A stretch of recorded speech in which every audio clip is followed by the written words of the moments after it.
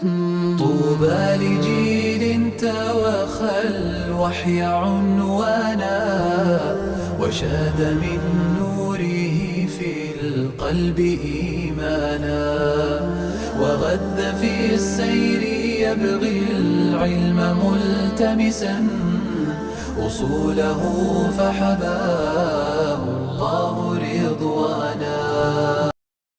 الحمد للہ رب العالمین والصلاة والسلام علی اشرف الانبیاء والمرسلین نبینا محمد وعلی آلہ وصحبہ اجمعین، اما بعد. رب اشرح لی صدری ویسر لی امری واحلل عقدۃ من لسانی یفقہوا قولی. ربنا زدنا علما اللہم فقہنا فی الدین، آمین. اصول ثلاثہ کی آج انشاءاللہ الرحمن اللہ تعالیٰ کی توفیق سے چوتھی کلاس انشاءاللہ الرحمن پڑھیں گے. جس طرح کہ پہلے عرض کیا تھا کہ مصنف رحمہ اللہ نے اس کتاب کے آغاز میں 3 ابواب جو ہیں مقدمے کے طور پر لے کر آئے. پہلا جو مقدمہ تھا اس میں ہم نے پڑھا 4 مسائل. کون کون سے تھے؟ کہ علم حاصل کرنا، اس پر عمل کرنا، اس کی دعوت دینا اور پھر اس پر صبر کرنا. پھر دوسرا مقدمہ جو پچھلی کلاس میں پڑھا تھا اس میں پہلی چیز کیا تھی کہ اللہ تعالیٰ نے انسان کو فضول پیدا نہیں کیا بلکہ اس کو اپنی عبادت کے لیے پیدا کیا، اور عبادت کے معاملے میں رہنمائی کے لیے اللہ تعالیٰ نے نبیوں رسولوں کو بھیجا. اور دوسرا اس میں کیا مسئلہ تھا؟ صرف اللہ کی جائے گی، اس میں اللہ تعالیٰ کے ساتھ شریک نہیں ٹھہرایا جائے گا. اور تیسرا قاعدہ کیا تھا؟ ہاں، پھر جب الولاء والبراء کا جو عقیدہ ہے نا، دوستی اور دشمنی کا، وہ صرف اللہ رب العزت کے لیے ہوگا. ٹھیک ہے، اس کا جو ہے وہ دائرہ کار جو ہے اس کے اندر درستگی کی ضرورت ہے کہ جن کے ساتھ دنیا میں محبت اور دشمنی رکھی جائے گی وہ اپنی ذات کے لیے، اپنی قومیت، اپنی وطنیت کی بنیاد پر نہیں بلکہ اللہ تعالیٰ کی بنیاد پر رکھی جائے گی. آج آخری جو تیسرا مقدمہ ہے اس کو انشاءاللہ الرحمن ہم پڑھیں گے. جی امتیاز بھائی آپ شروع کریں گے. اعلم ارشدک اللہ.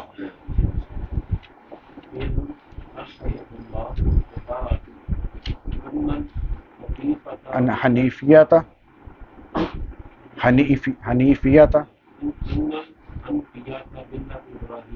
ہاں جی یہاں تک. اعلم جان رکھو، ارشدک اللہ اللہ تعالیٰ تمہاری رہنمائی کرے، تمہیں ہدایت دے، لطاعتی اپنی اطاعت کے لیے. یہ وہی ان کا طریقہ جو پہلے دعا دینے کا، جو کتاب پڑھ رہے ہیں، جو پڑھا رہے ہیں، جو اس کے کلاس کے اندر شامل ہیں، کہ اللہ تعالیٰ آپ کو ہدایت دے اپنی اطاعت کے راستے میں. کس بات پر؟ وہ کہتے ہیں انا بے شک الحنیفیت ملت ابراہیم، بے شک دین حنیف جو ملت ابراہیم ہے. دین حنیف، یہ لفظ جو حنیفیہ ہے نا، اس کا مطلب ہوتا ہے یکسوئی کے ساتھ عبادت کرنا. جس طرح اللہ تعالیٰ ایک مقام پہ فرماتے ہیں نا، واقم وجہک للدین حنیفہ، اپنا چہرہ یکسوئی کے ساتھ اللہ تعالیٰ کے سامنے کر دیجیے. ایک حنیفیہ کا ایک مطلب یہ بھی ہے کہ انسان شر والے اور برائی والے راستے کو چھوڑ کر نیکی والے راستے کی طرف آ جائے. ٹھیک ہے، برائی کو اور شر کو چھوڑ دے. اب اس کا جو ہے وہ نسبت اللہ تعالیٰ نے ابراہیم علیہ السلام کی طرف جوڑی ہے. جیسے اللہ تعالیٰ نے فرمایا ما کان ابراہیم یہودیا ولا نصرانیا ولکن کان حنیفا مسلما وما کان من المشرکین.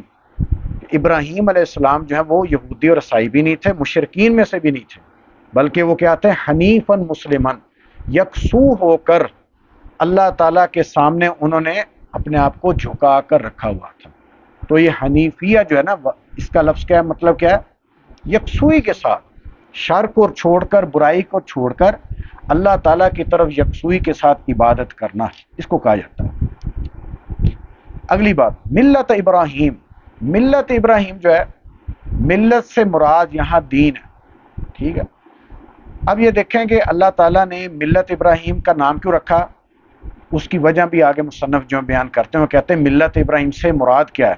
وہ کہتے ہیں ان تعبد اللہ، کہ تم ایک اللہ کی عبادت کرو، وحدہ، اکیلے اللہ کی، مخلصاً خالص ہو کر کے، لہو اسی کے لیے، الدین دین کو، اللہ تعالیٰ کی عبادت کرو اپنے دین کو اس کے لیے کیا کر کے، خالص کر کے۔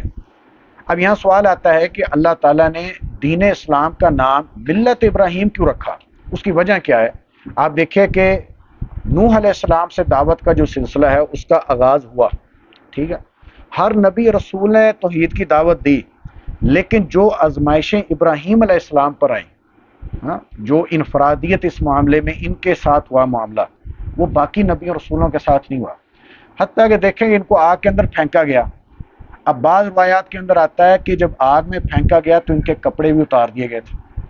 توحید کے جرم کے اندر مشرکین نے ان کو جو ہے بظاہر جو ہے وہ ذلیل کرنے کی بھی کوشش کی، ان کو ہجرت پر بھی مجبور کیا گیا اور باقی معاملات بھی آئے، لیکن یہ صبر کے ساتھ سب کچھ جو ہے وہ برداشت کرتے رہے۔ تو اللہ تعالیٰ کو ان کا صبر آزمائشوں پر ثابت قدمی اتنی پسند آئی کہ باقی ماندہ جتنی بھی نسلیں آئیں اور جتنے بھی انبیاء کرام آئے، ان کے لیے دین اسلام کو اس کا نام ہی ملت ابراہیم رکھ دیا۔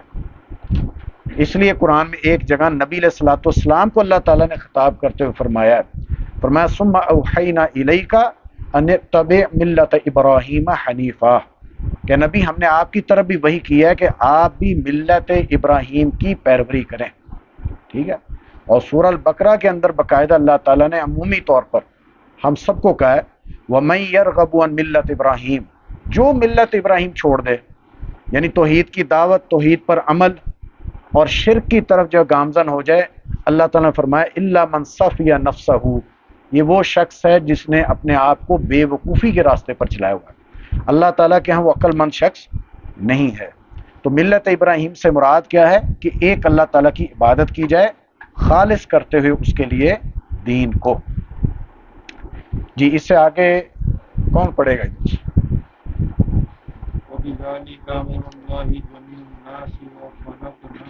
وَخَلَقَهُمْ لَهَا،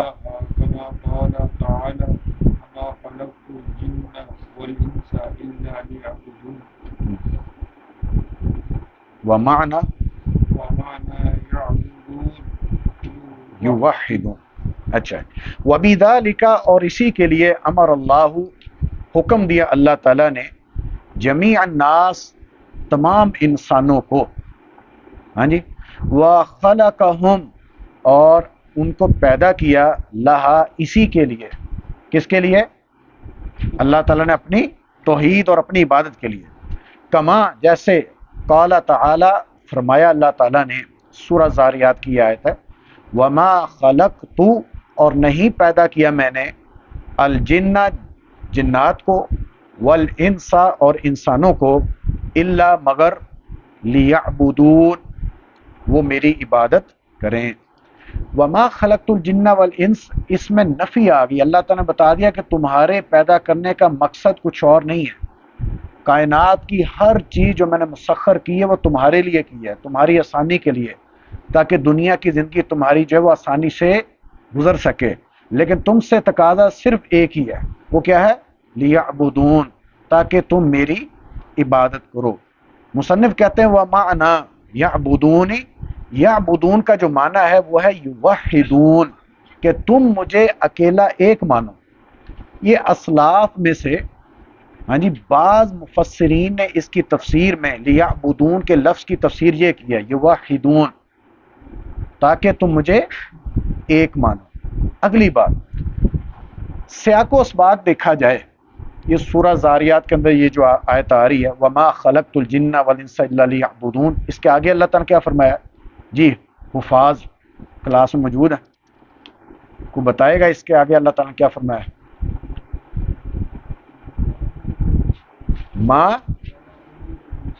ما اريد منهم من رزق وما اريد ان يطعمون ان اللہ هو الرزاق ذو القوة المتین۔ ہاں جی، سنی آپ نے آیت، اس میں بتائیں کہ اس میں کس چیز کی بات آ رہی؟ رزق کی بات آ رہی۔ مزے کی بات یہ ہے کہ قرآن کے اندر جا بجا اللہ تعالیٰ نے عبادت اور توحید کے ساتھ رزق کو نتھی کیا ہوا ہے، ہاں جی، ہاں جی، لیکن اس کے ساتھ اللہ تعالیٰ نے عبادت کو جوڑا ہوا ہے۔ اب دیکھیں انسان کتنا کم عقل ہے، خصوصاً مسلمان جو نماز نہیں پڑھتے، نماز کے معاملے میں غفلت کا شکار ہے، پھر کہتے ہیں جی ہماری معاشی حالت درست نہیں ہے۔ یہاں اللہ تعالیٰ نے خلقت کا جو ہے مقصد بتا دیا ہے کہ میری عبادت کریں، ساتھ ہی چونکہ اللہ تعالیٰ کو انسان کی ضعف کا پتہ تھا، کمزوری کس چیز کی ہے، پیٹ لگا ہوا ہے ساتھ، وہ کہتے ہیں جی رزق کا معاملہ ہے، بڑے مصروف ہیں، تو وہاں اللہ نے فرما دیا ساتھ ہی ما ارید منہم من رزق، میں اللہ ان سے رزق نہیں چاہتا، وما ارید منہم ان رزق وما ارید من رزق وما ارید ان یطعمون، اور نہ ہی میں یہ چاہتا ہوں کہ مجھے کھلائیں، ان اللہ هو الرزاق ذو القوۃ المتین، اللہ تعالیٰ فرماتے ہیں میں خود رازق نہیں رزاق۔ اللہ تعالیٰ کے یہ دونوں نام ہیں، رازق اور رزاق، ان کے اندر فرق کیا ہے؟ رازق کا معنی ہوتا ہے رزق دینے والا، اور الرزاق کا مبالغے کا صیغہ ہے کثرت کے ساتھ رزق دینے والا۔ ان اللہ هو الرزاق، بے شک اللہ تعالیٰ خوب رزق دینے والا، ذو القوۃ المتین، اور جو رزق دینے والا ہے وہ بڑی قوتوں والا ہے، زبردست طاقتوں کا مالک ہے۔ کتنی تسلی دے دی، لیکن ساتھ شرط کس چیز کی لگائی ہے؟ عبادت کی، اپنی توحید کی، میری توحید کا عقیدہ اپناؤ، عبادت کی طرف آؤ، تمہیں خوب میں رزق دوں گا۔ سورہ العنکبوت کے اندر بھی اللہ تعالیٰ نے فرمایا ان الذین تعبدون من دون اللہ لا یملکون لکم رزقا، جن کی تم اللہ کے علاوہ عبادت کرتے ہو وہ تمہارے رزق کی ملکیت نہیں رکھتے۔ فوراً آئے گا ذہن میں جی اللہ کے علاوہ عبادت بتوں کی ہو رہی یا کسی فوت شدہ کی ہو رہی، لیکن اس کے علاوہ جو لوگ باطل افکار کی پوجا کرتے ہیں، کہتے ہیں جی مغرب کا سیاسی نظام یا نافذ کر دیا جائے، یا ان کا نظام حکومت یا ان کے قوانین نافذ کر دیے جائیں، یا آئی ایم ایف کے یہ سارے سلسلے شاید ادھر سے قرض لے لیا جائے، آسانی ہو جائے گی۔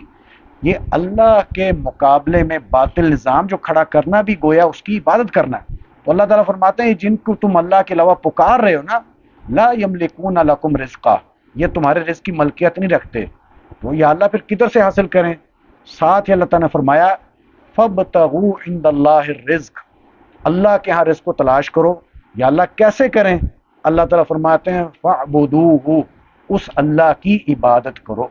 سورہ عنکبوت کے اندر اس کو تنگی یا کوئی سخت حالات آ جاتے تھے نا، فامرہم بالصلاۃ، تو نبی علیہ الصلوۃ والسلام اہل بیت کو نماز کا بہت زیادہ حکم دیتے تھے، وتلا هذه آیا، اور اس آیت کی تلاوت کرتے تھے ساتھ ساتھ گھر والوں کے سامنے کہ وَأْمُرْ أَهْلَكَ بِالصَّلَاةِ وَاصْطَبِرْ عَلَيْهَا لَا نَسْأَلُكَ عَلَيْهَا رِزْقًا نَحْنُ نَرْزُقُكَ وَالْعَاقِبَةُ لِلتَّقْوَىٰ۔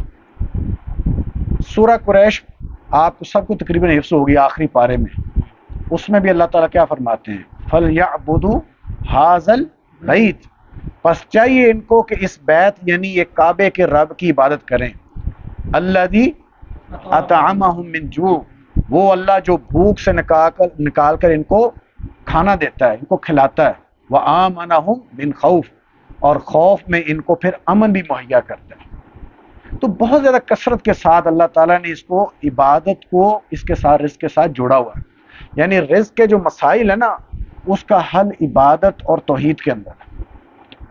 اچھا پھر اگلی بات آ جاتی ہے عبادت کا جو لفظ ہے وہ کتنا جامع ہے۔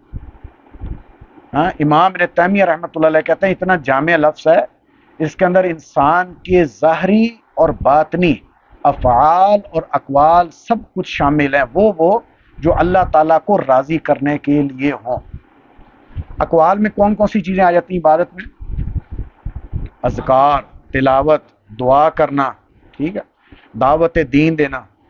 اسی طرح باقی جو افعال ہیں بدنی عبادت، اس میں نماز ہے، حج ہے، روزہ ہے، ٹھیک ہے، اور دیگر تفاصیل، اور اسی کے ساتھ پھر اموال کے حساب سے مالی عبادت بھی آ جاتی ہے، زکوٰۃ ہے، صدقات ہیں، ٹھیک ہے، تو یہ ساری چیزیں اس کے اندر شامل ہیں۔ اچھا حدیث کے اندر بھی بہت زیادہ ہمیں چیزیں ملتی ہیں، مثلاً کہ بہت پیاری حدیث ہے، حدیث قدسی ہے، نہیں، حدیث قدسی، ہاں حدیث قدسی ہے کہ اللہ نبی علیہ الصلوۃ والسلام اللہ تعالیٰ سے روایت کرتے ہیں کہ اللہ تعالیٰ فرماتے ہیں یبن آدم تفرق لی عبادتی، اے میرے بندے آدم کے بیٹے میری عبادت کے لیے اپنے آپ کو فارغ کر لیں۔ فارغ کرنے سے مراد یہ نہیں ہے کہ انسان سارا دن مسجد میں بیٹھا رہے، فارغ کرنے سے مراد یہ ہے کہ جب نماز کا وقت آئے اس موقع پر دل و دماغ کو باقی امور سے اپنے آپ کو فارغ کر لیں کہ اب مکمل اس کی توجہ اللہ تعالیٰ کی طرف ہو۔ تفرغ لی عبادتی، تو یا اللہ ملے گا کیا؟ اللہ تعالیٰ فرماتے ہیں املأ قلبک غنا، پہلا انعام کہ تمہارے دل کو میں غنی کر دوں گا۔ غنی سے کیا مراد؟ دل کا غنی ہونا، آپ ٹھہراؤ آ جائے گا آپ کے اندر، یعنی آپ شکر ادا کریں گے الحمدللہ، ورنہ غنا نہ ملے نا تو چاہے کروڑ پتی ارب پتی بھی ہو تو انسان کو سکون نہیں آتا۔ اور دوسرا انعام املأ یدیک رزقا، میں تمہارے دونوں ہاتھوں کو رزق کے ساتھ بھر دوں گا۔ وَيَا ابْنَ آدم فَلَا تُبَاعِدْنِي، اور اے آدم کے بیٹے مجھ سے دور نہ جا۔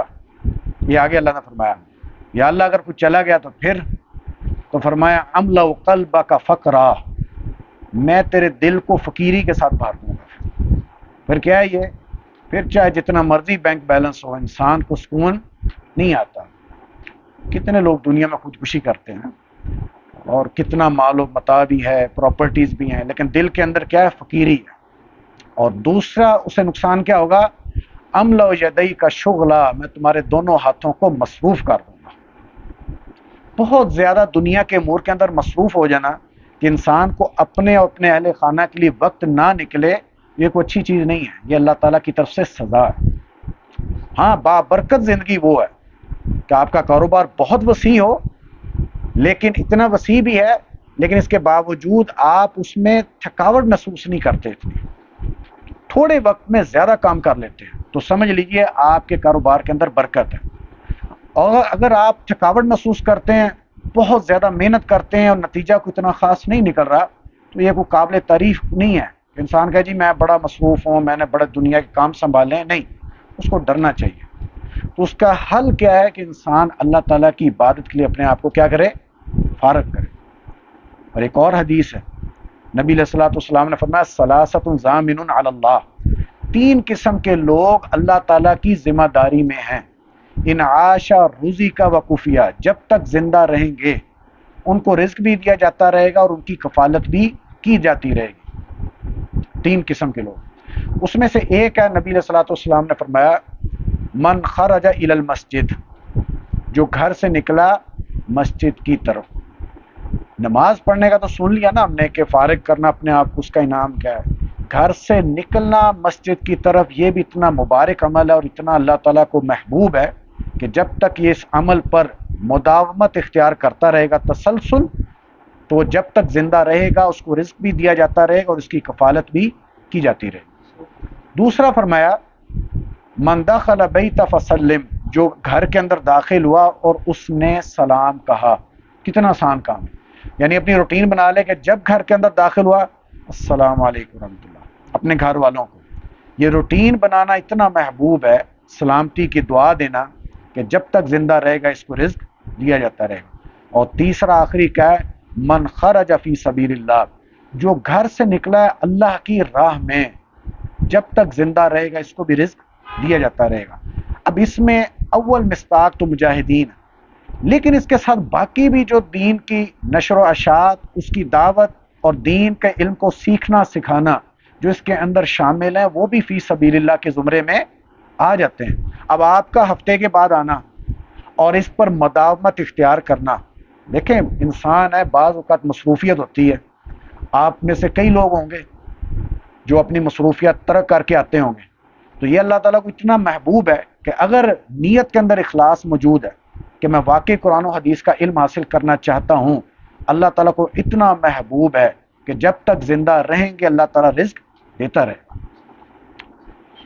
ڈاکٹر فضل الہی صاحب حافظہ اللہ، وہ ایک کلاس میں فرما رہے تھے، تفسیر کی کلاس ہو رہی، کہتے ہیں آپ لوگ جو اتنی دور دور سے آتے ہو اسلام آباد کے اندر، آپ کو پتہ ہی نہیں ہے، آپ کے یہاں روز ہوتی تھی روزانہ تقریباً 5 آپ کے یہاں آنے کی وجہ سے پتہ نہیں کون کون سی دنیاوی مصیبتیں اور مشکلات ہیں جو اللہ تعالیٰ نے رفع کر دی ہیں، دور کر دی ہیں، آپ کو اس کا علم بھی نہیں ہونے دیا۔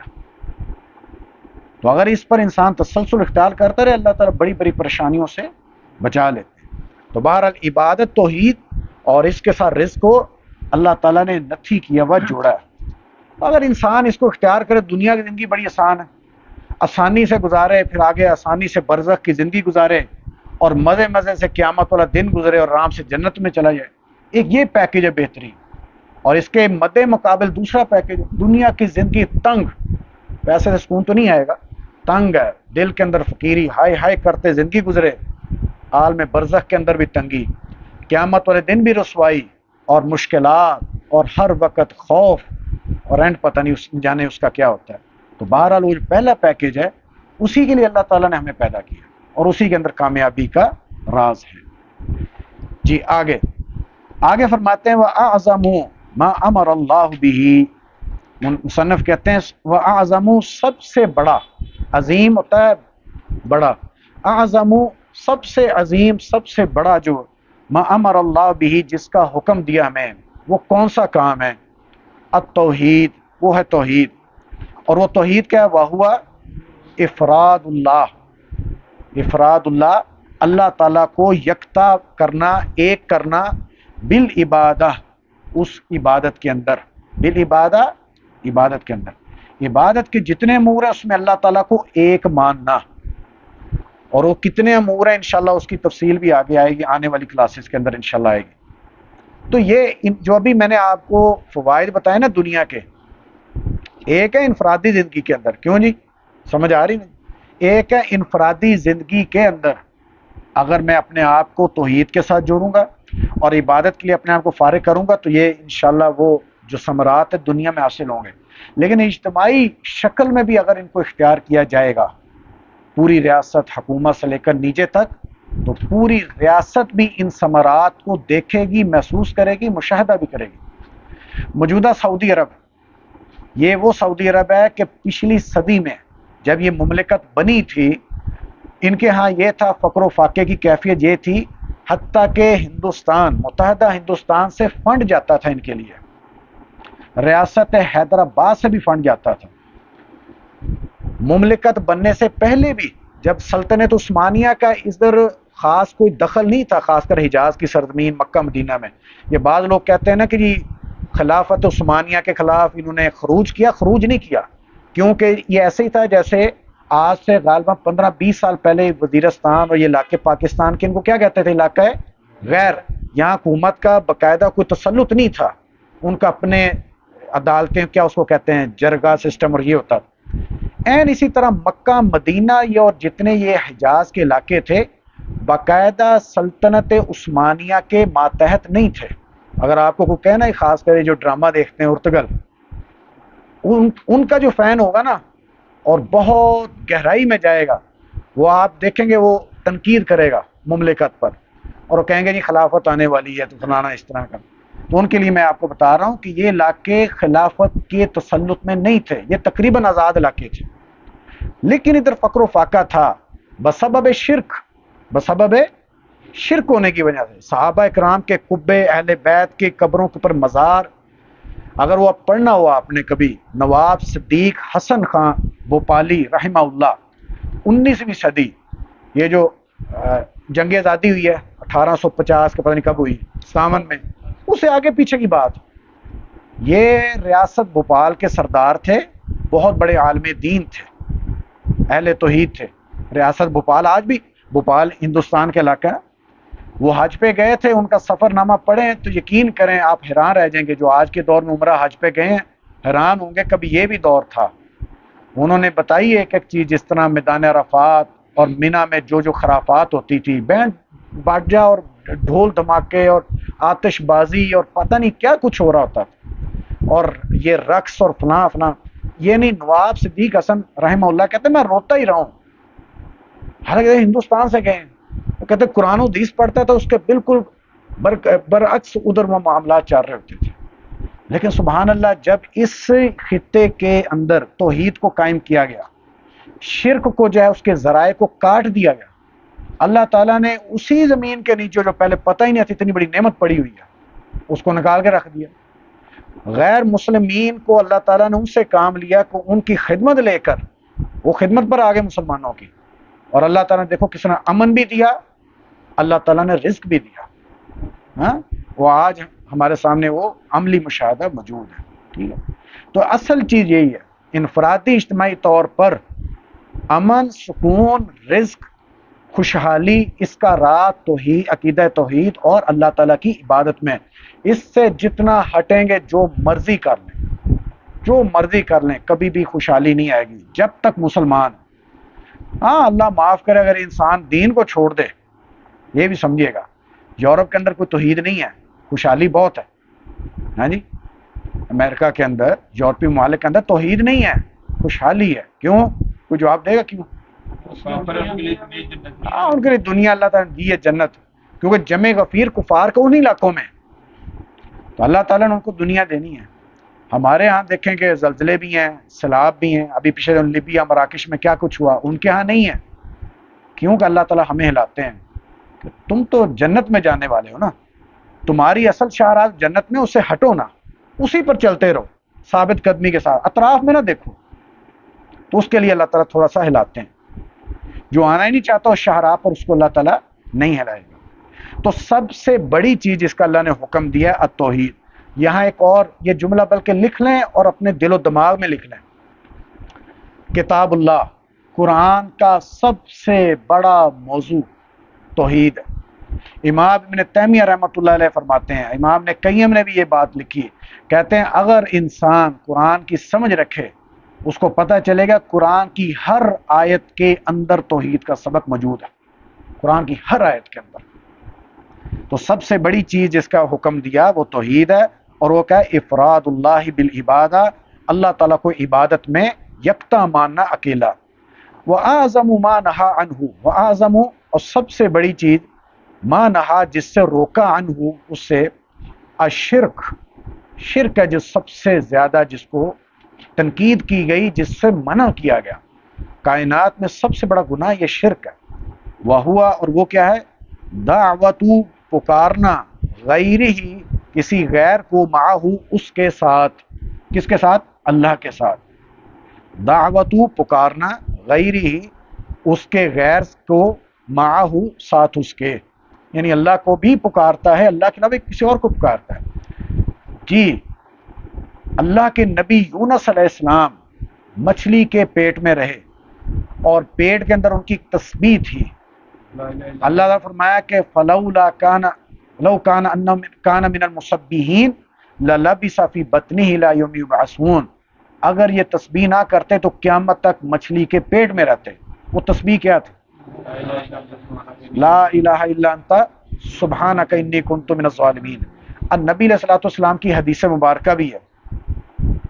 آپ سے پوچھا اللہ کے نبی یہ جو تسبیح ہے کیا خاص یونس علیہ السلام کے لیے ہے؟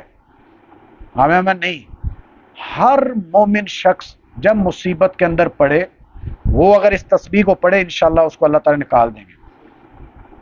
اگر آپ کو دیکھیں یہ دنیا کا حصہ ہے, یہ نہیں ہے دنیا مشکلات تو آنی ہے. جیسے ابھی میں نے روایت پڑھی عبداللہ بن سلام علی کہ نبی علیہ الصلوۃ والسلام کے گھر والوں پر بھی بعض اوقات جو ہے وہ شدید حالات بن جاتے تھے, تو اس سے نکلنے کا ایک راستہ یہ ہے. اچھا, یہ دعا قرآن کے اندر موجود ہے, لیکن بڑی عجیب بات, ابھی یہ تقریباً 10-12 دن پہلے کربلا کے اندر میں وہ فیس بک پہ دیکھا ویڈیو تھی, جس طرح وہ مختلف قسم کی تو شبیہ لے کر نکلتے ہیں, اس میں ایک بڑی ساری مچھلی بنائی ہوئی تھی, اس کا ماڈل بنایا ہوا,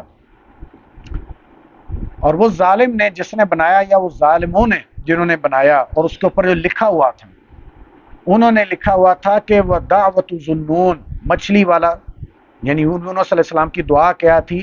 فی الحوت, مچھلی کے اندر, یا علی یا علی. اس مچھلی کا ماڈل بڑا سارا بنا کر سفید رنگ کے ساتھ اوپر یہ لکھا ہوا تھا کہ دعوت ذنون فی الحوت یا علی یا علی انا للہ و انا الیہ راجعون. یہ لوگ موجود ہیں آج کے دور میں. تو یہ ہے اللہ کے ساتھ کسی اور کو پکارنا, یہ سب سے بڑا شرک اور سب سے بڑا گناہ ہے. والدلیل قول تعالی, اور اس کی دلیل اللہ تعالیٰ کا یہ فرمان, وَاعْبُدُوا اللَّهَ, اللہ تعالیٰ کی عبادت کرو، ولا تشرکوا بہ شیئا، اور اللہ کے ساتھ کسی کو شریک نہ ٹھہراؤ۔ آگے جی عبداللہ آپ پڑھیں گے۔ فإذا قيل لك ما أصول الثلاثة بالسيف التي يحبو على الإنسان معرفتها۔ معرف، اچھا، فَإِذَا قِيلَ لَكَ، فَإِذَا پھر جب، قیلا کہا جائے، لک آپ کو، یا قیلا کا مطلب یہاں یہ بھی کہہ سکتے ہیں پوچھا جائے، لکا آپ سے، مل اصول، ما کیا ہے، الاصول الثلاثہ تین اصول، التی وہ جو، یجب واجب ہیں، علی الانسان انسان پر، معرفتها اس کی معرفت، اس کی پہچان، یعنی اگر آپ سے سوال کیا جائے وہ تین اصول کون سے ہیں جس کی معرفت آپ پر کیا ہے، واجب ہے۔ اچھا یہاں ایک سوال آتا ہے، وہ انسان سے مراد کون سے انسان ہے؟ جسے ایک اصطلاح آپ نے سنی ہوگی مکلف کہنا۔ مکلف کون ہوتا ہے؟ آپ نے سنی ہوگی، اکثر آپ نے سنی ہے دروس کے اندر، جمعے کے اندر آپ لوگوں نے سنی ہوگی جی، بولنے والے جو جو عقلی ہو، ادھر سے عقلی ہو، یعنی جو اس کو کرنے کی صلاحیت رکھتا ہو، اللہ نے خصوصیات جو دی ہو اس کو کرنے کی وہ۔ ہاں بارک اللہ، یہ امتیاز بھائی نے بتایا نا، اس کی بنیادی دو شرائط ہیں، کلاس میں بتایا تھا، مالک ہو جو عقلی۔ بارک اللہ فی، یہ بنیادی دو شرائط ہیں، ایک وہ بالغ ہو اور دوسرا وہ عاقل ہو۔ بالغ و بلوغت کے عمر میں پہنچ چکا ہے، اور عاقل ہے، اس کا دماغ کام کر رہا ہے، یہ انسان مکلف ہے، ٹھیک ہے۔ اگر ان دونوں میں سے ایک شرط نہیں ہے وہ مکلف نہیں، اس کی تفصیل ہو چکی ہے الحمدللہ۔ پھر اس کے بعد مزید بھی شرائط آ جاتی کہ اس کی استطاعت کتنی ہے، ہاں، یا اس کے بعد علم کتنا ہے، لیکن بنیادی یہ مکلف وہ ہوتا ہے جو عاقل بھی ہو اور جو کیا ہو، بالغ بھی ہو۔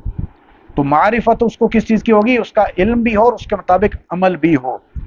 فقل تو آپ کہہ دیجئے، معرفت العبد بندے کا معرفت حاصل کرنا، ربہ اپنے رب کی، و دینہ اور اس کے دین کی، و نبیہ اور اس کے نبی محمدن صلی اللہ علیہ وسلم کی۔ جی ادھر سے سوال ہے، سوال یہ ہے کہ مصنف نے یہاں یہ تین اصول کیوں بتلائے؟ اس کے علاوہ اور بھی تو ہو سکتے تھے، تین اصول کیوں واجب ہیں؟ جی غلام تسلیم بھائی آپ یا فرید بھائی آپ میں سے کوئی بھی بتائے گا، کوشش کریں، یہ تین اصول کیوں ہیں؟ اگر نہ جواب آیا تو پھر آپ تیاری کر لیں، شاہ رخ اور مکھن۔ قبر کا بھی یہی سوال ہے، اس پر بھی تیاری کے لیے یہ لازم ہے کہ اس پر پہلے سے بارک اللہ فی۔ اصل قبر میں سب سے بڑی بات ہے کہ انسان کی آزمائش وہاں ہے، تو وہاں یہی تین سوال کیے جائیں گے۔ اب اس کی تیاری نہ کی اور وقت اجل آ گیا تو پھر انسان جو ہے وہ بہت بڑے خسارے کا سودا کر لیا، ٹھیک ہے۔ تو اس کا جواب کیا ہے جی؟ اس کا قبر کی تیاری کے عالم برزخ میں سب سے پہلا امتحان ہی ان سوالات کی بنیاد پر ہوگا، ٹھیک ہے جی۔ اب یہاں سے وہ شروع ہو جاتا ہے، پہلا اصول کیا ہے؟ ہاں جی، ادھر سے کس نے پڑھ لیا تھا؟ آپ پڑھ لیا؟ ایک منٹ میں جی، آپ فرید بھائی آپ الاصل الاول۔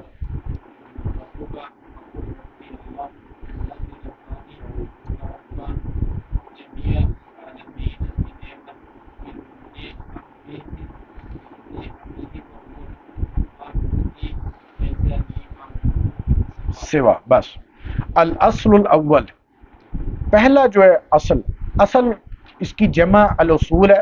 اصل کس کو کہتے ہیں؟ بنیاد کو، جس پر عمارت کو کھڑا کیا جاتا ہے، ٹھیک ہے۔ تو پہلا اصل، پہلی بنیاد جس پر دین کی عمارت کو کھڑا کیا جائے گا، اس کے بارے میں پڑھیں گے۔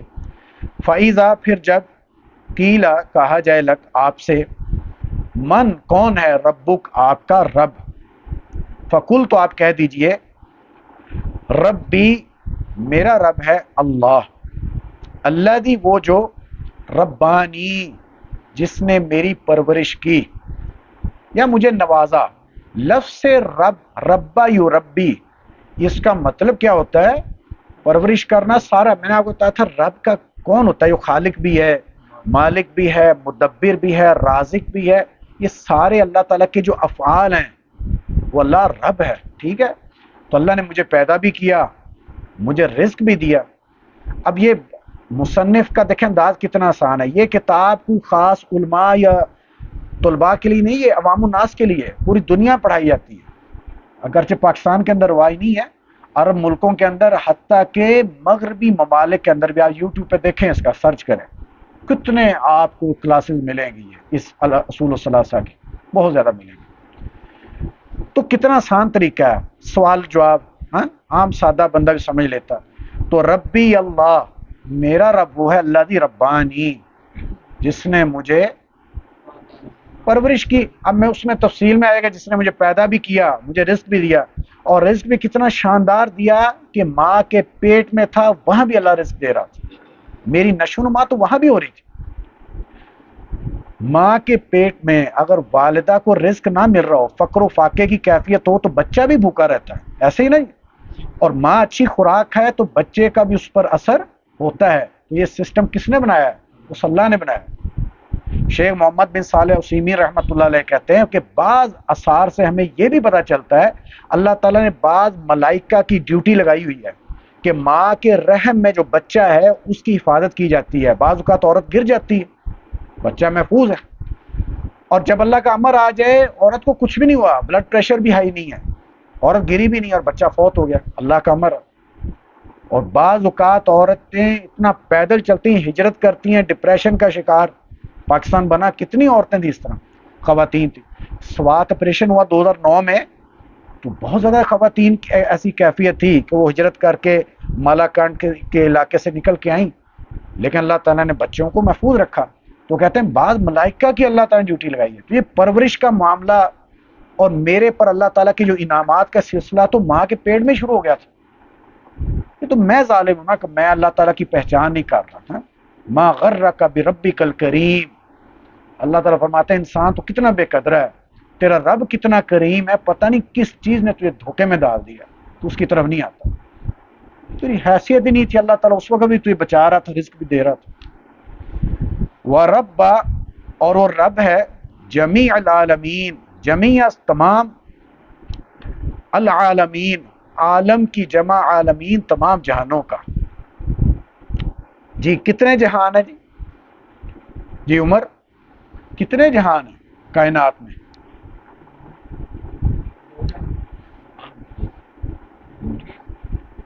اچھا نہیں، دنیا میں کائنات کے اندر کتنے جہان ہیں؟ جی عالم ارواح ہے، عالم دنیا ہے، عالم برزخ ہے، عالم اللہ نہیں، دنیا کے اندر کتنے جہان ہیں؟ وَلِلَّهِ جُنُودُ السَّمَاوَاتِ وَالْأَرْضِ، اللہ تعالیٰ کے لشکر ہیں زمین و آسمان۔ ایک جہاں اللہ نے فرمایا لا يعلمها الا هو، اتنے لشکر اتنے جہان ہے اللہ کے علاوہ کوئی بھی نہیں جانتا ہے۔ جس طرح تیمل بھائی نے کہا ان گنت، بظاہر میں تو یہی کہہ سکتا ہوں کہ جی آسمانوں پر فرشتوں کا جہان، اس کے علاوہ یہ ستاروں کا پتہ نہیں کیا کوئی کہکشائیں یا گلیکسیز اور پتہ نہیں کیا کچھ ہے، ابھی تو انسان دریافت کرتا جا رہا ہے، تو بہت بڑی ایک گہرائی اس میں۔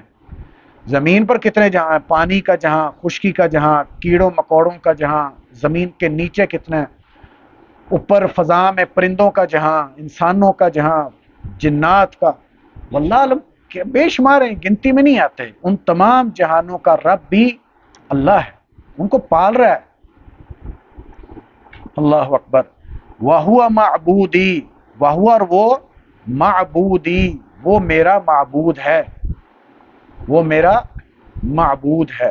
یہاں ایک اور سوال آ گیا، مصنف یہ کہ آپ یہ سوچنا ہے، خاص کر جنہوں کتاب و توحید پڑھی ہے مکمل، سوچ کے ذرا بتلائیں، جب میں نے کہہ دیا رب میرا اللہ ہے، وہ کافی نہیں ہے، میں کیوں کہوں وَهُوَ معبودی کہ وہ میرا معبود بھی ہے؟ معبود کا پہلے میں نہیں کہہ پایا، یہ بتائیں، جس کی عبادت کی جائے، تو یہ میں کیوں کہوں گا؟ ہاں جی، صرف اسی کی بات کروں گا میں، جب میں نے کہہ دیا کہ رب بھی میرا اللہ ہے تو پھر عبادت بھی اسی کی کرنے والا ہوں۔ ہاں، آپ بھی کیا کہہ رہے ہیں؟ इबादत भी उसी की ही करने वाला उसका। उसकी। हाँ जी, और कोई? या का नाम ये बात है कि कुछ लोगों ने अल्लाह के अलावा भी शरीक बनाया, हाँ यहाँ पे वो फिर सभी का हाँ, किसी ना किसी तरह, मैं अक्सर आपको बतलाता हूँ कि किसी ना किसी तरह मुख्तलिफ मज़ाहिब और अदियान के अंदर अल्लाह ताला का तस्वुर है, अगरचे नाम तब्दील है। हिंदुओं के अंदर क्या है? ईश्वर।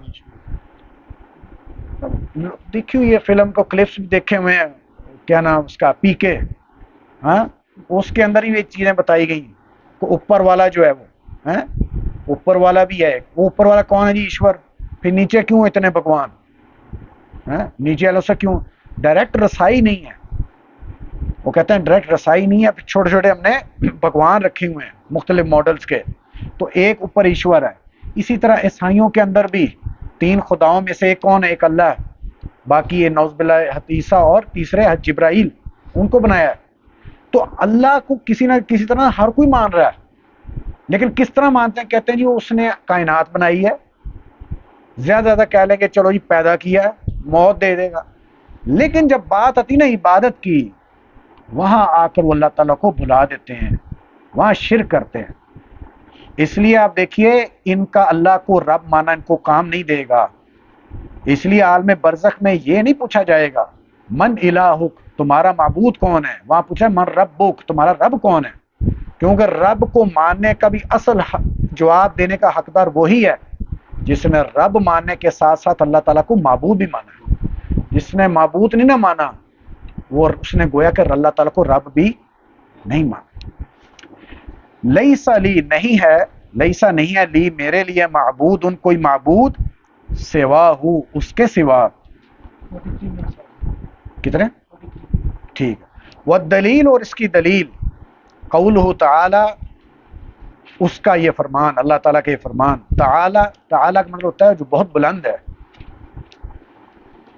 कि अल्हम्दुलिल्लाहि रब्बिल आलमीन। ये इतनी मुबारक आयत है कि कुरान की जो तरतीब है हमारे सामने मुसन्निफ में, मुसहफ में, इसमें बिस्मिल्लाह के बाद सबसे पहली आयत कुरान की कौन सी है? अल्हम्दुलिल्लाह रब्बिल आलमीन। इससे आगाज हो रहा है। और जन्नतियों का आखिरी कलाम क्या हुआ? व आखिरु दावाहुम अनिल हम्दुलिल्लाहि रब्बिल आलमीन। उनकी आखिरी पुकार जन्नतियों की ये होगी कि तमाम तारीफें उसकी है जो तमाम जहानों का रब है। और जन्नत में दाखिल होते क्या कहेंगे? अल्हम्दुलिल्लाहिल्लज़ी हदाना लिहाज़ा। उसी अल्लाह की तारीफ है जिसने हमें यहाँ की इसकी हदायत दी, रहनुमाई की कि आज हम जन्नत में दाखिल हो रहे हैं। अल्लाह की हम्द बयान करेंगे, हाँ? अपने बारे में कोई तारीफ नहीं करेंगे, बड़ी नमाजें पढ़ी, फलां किया, नहीं। तमाम तारीफें किसकी हैं? अल्लाह की हैं। तो अलहम्द, तमाम तारीफें लिल्लाह, अल्लाह के लिए हैं, रब्बिल आलमीन, जो रब है तमाम जहानों का। जी, मैंने ग्रुप के अंदर सवाल लिखा था कि हम्द और मदह में फ़र्क क्या है? ये दोनों लफ्ज़ अमूमन हम उर्दू में बोलते हैं, हम्द और मदह। ये मदह सराई कहते हैं। हाँ। हम सिर्फ अल्लाह ताला की होती है, मदद तो शायरी में भी और किसी के मन में भी उसकी तारीफ करते हैं। नहीं, हम्द लोगों की भी हो सकती है, फ़र्क है लेकिन इसमें अल्लाह के लिए खास एक जाविये से, वरना अमूमन ये लोगों की भी तारीफ तो होती है। फ़र्क क्या है इसमें? एक फर्क है, फ़र्क इसमें ये है, नोट कीजिए। हाँ हाँ तारीफ और खुशामद। हाँ, ये ज़रा फ़र्क है। मदा जो है इसके अंदर खुशामद होती है। क्यों? इंसान को या उसका खौफ होता है जिसकी तारीफ कर रहा है, या उससे कोई दुनियावी लालच है। दिल के अंदर ना उसकी कोई मोहब्बत है जिसकी तारीफ बयान कर रहा है, ना उसकी कोई अजमत है। लेकिन अल्लाह ताला की तो मोहब्बत भी दिल के अंदर मौजूद है, उसकी अजमत भी मौजूद है, इसलिए अल्लाह की हम्द बयान की जाती है, मदा नहीं। मदा बादशाहों की जाती है, मदा अफसरान की जाती है, मदा बाज़ औक़ात बच्चा अपने माँ बाप की भी कर सकता है अपने लालच के लिए, ठीक है। लेकिन जो हम्द है वो ख़ास अल्लाह ताला के लिए उसके बंदे करते हैं। वकुल्लु, और हर चीज़, मा सिवल्लाह, अल्लाह के अलावा, आलम, वो आलम है, जहान है। अल्लाह के अलावा जो भी है वो क्या है? जहान है। व आना, और जबकि मैं, वाह जो है यहाँ इसका मतलब और नहीं आएगा, वाह का मतलब आएगा जबकि। जबकि आना मैं, वाहिदुन एक हूँ, من ذالک العالم، اس عالم میں اللہ کے علاوہ سب کیا ہے؟ جہان ہے. اللہ بلند ہے، اس کے علاوہ سب کیا ہے؟ جہان ہے. اور وہ جتنے جہان ہیں ان میں سے ایک میں، چھوٹی سی ایک چیز، انسان، نہ ہونے کے برابر. کلاس کے اختتام میں مجھے ذرا یہ بتلائیں، اللہ رب العزت تو بلند ہے جیسے اس کی وہ اپنی شان کے لائق ہے، تو انسان کی کتنا قد ہے انسان کا اللہ تعالیٰ کے سامنے کتنا ہے؟ مجھے یاد ایک ویڈیو کسی نے بنائی تھی اس معاملے میں کہ اللہ تعالیٰ اکبر، اللہ بڑا ہی بلند ہے اور بہت ہی بڑا ہے. ہاں، کتنے آسمان ہیں؟ ان 7 آسمانوں کے اوپر کیا ہے؟ کرسی. اس کرسی نے اس کو احاطہ کیا ہے. اس کرسی کے اوپر کیا ہے؟ اس عرش نے اس کرسی کا احاطہ کیا ہوا ہے. اب حدیث ابوذر کے اندر ہی آتا ہے رضی اللہ تعالیٰ عنہ کہ کرسی کی مثال، کرسی کے سامنے 7 آسمانوں کی مثال اس طرح ہے، کرسی کے سامنے 7 آسمانوں کی مثال اس طرح ہے جیسے بہت بڑے صحرا میں ایک لوہے کی انگوٹھی کو پھینک دیا جائے. لوہے کی انگوٹھی بہت بڑے صحرا میں پھینک دی جائے، اس کی کوئی حیثیت ہے انگوٹھی کی؟ صحرا کے سامنے کوئی ملے گی نہیں آپ کو. اسی طرح کرسی کے سامنے ان 7 آسمانوں کی اور یہ پوری جو ایک یونیورس، ایک پورا کائنات کا سسٹم نظر آ رہا ہے. وسع کرسی السماوات والارض، ایسے. اور پھر فرمایا کہ اللہ تعالیٰ کے عرش کے سامنے اس کرسی کی حیثیت ایسے جیسے صحرا میں ایک لوہے کی انگوٹھی کو پھینکا ہو. اب اللہ کا عرش کتنا بڑا ہے، اس کے سامنے اس کرسی کی حیثیت نہیں ہے. اب وہ کرسی کے سامنے 7 آسمان اور 7 زمینوں کی حیثیت نہیں ہے، تو میں تو کچھ رہا ہی نہیں. اس عرش کے اوپر اللہ ہے جیسے اپنی شان کے لائق ہے. اللہ تو بہت بلند ہے، اس کی عظمت ہے، اس کی عظمت کی کوئی حد نہیں ہے.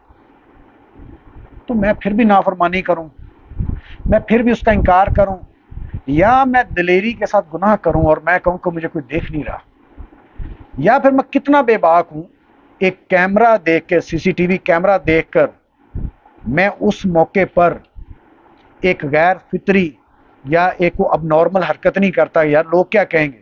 تو سبحان اللہ تعالیٰ تو بہت بلند ہے، ہر وقت میں اس کی نظر میں ہوں، اور اس کی گرفت کتنی بڑی ہوگی، وہ چاہے تو ایک جھٹکے میں مار کے رکھ دیں، لیکن اس سے یہ پتہ چلتا ہے وہ رحمان بھی ہے، وہ رحیم بھی ہے، وہ درگزر کرنے والا ہے، پھر اس کی رحمت کی بھی کوئی حد نہیں ہے. ٹھیک ہے، تو اس میں اس کی محبت کا جو ہے وہ بھی عنصر ہمارے دلوں میں آ جاتا ہے، اس کی رحمت کا معاملہ بھی آ جاتا ہے. تو یہ ہے پہلا اصول جو انشاءاللہ الرحمن پڑھ رہے ہیں. اس میں اللہ تعالیٰ کی معرفت ہے. جتنا یاد رکھیے گا، جتنا اللہ تعالیٰ کی معرفت ہوگی اتنا انسان کا ایمان بھی بڑھے گا، اللہ تعالیٰ کی محبت بھی آئے گی، تقویٰ بھی اتنا بڑھے گا، اور یقین جانے دنیا بھی آسان، آخرت بھی آسان ہو جائے گی. پھر دنیا اسی طرح گزرے گی جس طرح اللہ چاہتا ہے، پھر موت بھی اسی طرح آئے گی جس طرح آپ کے لیے باعث خیر ہوگی. ابھی غالباً پچھلے ہفتے گجرانوالہ میں جو شیخ جن کا انتقال ہوا ہے، شیخ انجم گوندلوی رحمۃ اللہ علیہ، غالباً وہ آپ نے پڑھا ان کے بیٹے نے کیا کہا کہ وہ آخری وقت کیا کر رہے، وہ شرح صحیح مسلم لکھ رہے تھے، تو کتاب الجنائز پر پہنچے ہوئے تھے، اور آخری حدیث جس کو لکھ رہے تھے وہ حدیث کس کے بارے میں، اس میں بات ہے امام مسلم کا کہ جب کوئی فوت ہو جائے اس کی آنکھوں کو بند کر دیں. وہ اس حدیث کی شرح لکھ رہے تھے. اس دوران ان کی طبیعت خراب ہوئی اور ان کا بیٹا گواہ ہے کہ میرے والد صاحب اس میں کلمہ پڑھ رہے تھے. یہ کیا ہے، کہتے ہیں کہ ہم نے ساری زندگی دیکھا ہے والد صاحب حدیث کی خدمت کرتے رہے، اللہ تعالیٰ نے دین کا کام لیا. اب یہ کیا ہے، جتنا اللہ تعالیٰ کے قریب ہوں گے، اکثر لوگ پوچھتے ہیں خاتمہ بالخیر کس طرح ہو. بھائی خاتمہ بالخیر تب ہوگا جب دنیا بھی خیر پر گزرے گی. جتنی اس پر محنت ہوگی انشاءاللہ اللہ تعالیٰ خاتمہ بالخیر کر دے گا، ورنہ اس کے علاوہ کوئی اور معجزہ نہیں ہوگا. ٹھیک ہے، بارک اللہ فیکم جمیعا، سبحانک اللہ وبحمدک، نشہد ان لا الہ الا انت، نستغفرک ونتوب الیک.